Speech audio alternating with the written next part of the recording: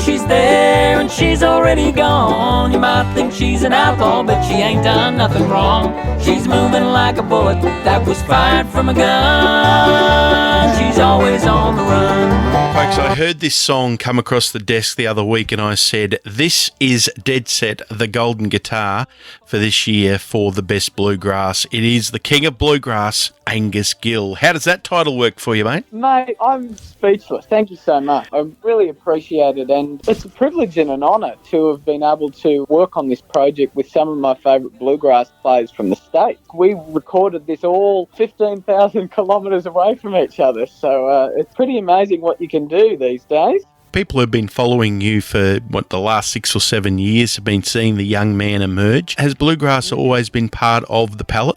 Well, yeah, I've always loved traditional music. A couple of albums ago, the Welcome to My Heart album, I cut a song called Fly on the Wall, which was actually recorded in a bluegrass style.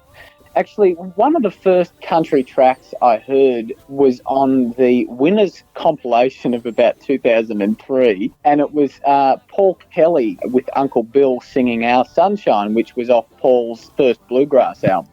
And ever since hearing that, I was wanting to sink my teeth a little bit deeper into the bluegrass genre, and I cottoned on to Bill Monroe and the Dillards and the Louvin brothers and Jim Lauderdale and Jerry Salley and so on and so forth. I've always been drawn to the high harmonies and the vocal stylings, and the fact that usually bluegrass kind of has that juxtaposition between a more melancholy lyric and this kind of jaunty, upbeat music. That's what's always had that appeal to me. And also the playing, the virtuosic playing on bluegrass is very admirable.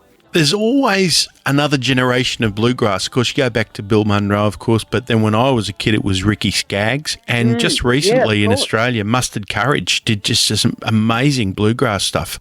Yeah, and Davidson Brothers. There's some great acts out there, and I think hearing all of those new artists, even Billy String come through, is really inspiring. I've really tried with this project to be true to that music that I've grown up listening to, and I'm also singing it in a slightly American accent because it's music from Appalachia, and if I sung it in a more Aussie accent, it just wouldn't be in harmony with everything else. So that's why I chose to sing it in a bit more of an accent to honour that traditional bluegrass music that I love. The bluegrass album is going to be called The Scrapbook. Tell us about the title, how that came about. I worked with Jim Lauderdale a couple of years ago, the end of 2019, and Jim and I wrote for a couple of days. The end of last year, we cut one of those songs, Whittling Away, as a duet, and that was in a slow bluegrass style. And then also around a similar time, I was starting to lay down the bed tracks for a song I'd written called Samson, which had this, I was actually intending it to be a more alt country thing, but when I really cracked it open and I played it live, I realised it was a bluegrass song. And so I tracked it with Tim Crouch. I co-produced this album with Tim Crouch, a brilliant fiddle player. He played fiddle on Alan Jackson's bluegrass album, which also has inspired me a lot. He put that album back out in, I think, 2013, and I've been glued to it ever since. So having Tim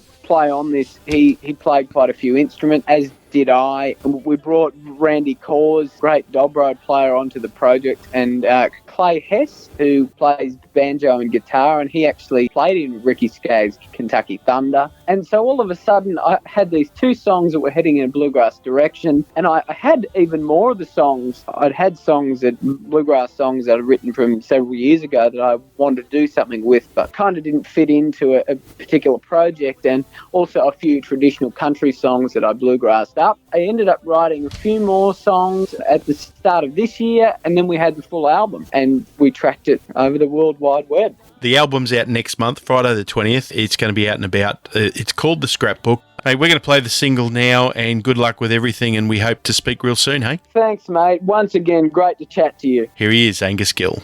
You hardly know she's there and she's already gone. You might think she's an outlaw, but she ain't done nothing wrong. She's moving like a bullet that was fired from a gun. She's always on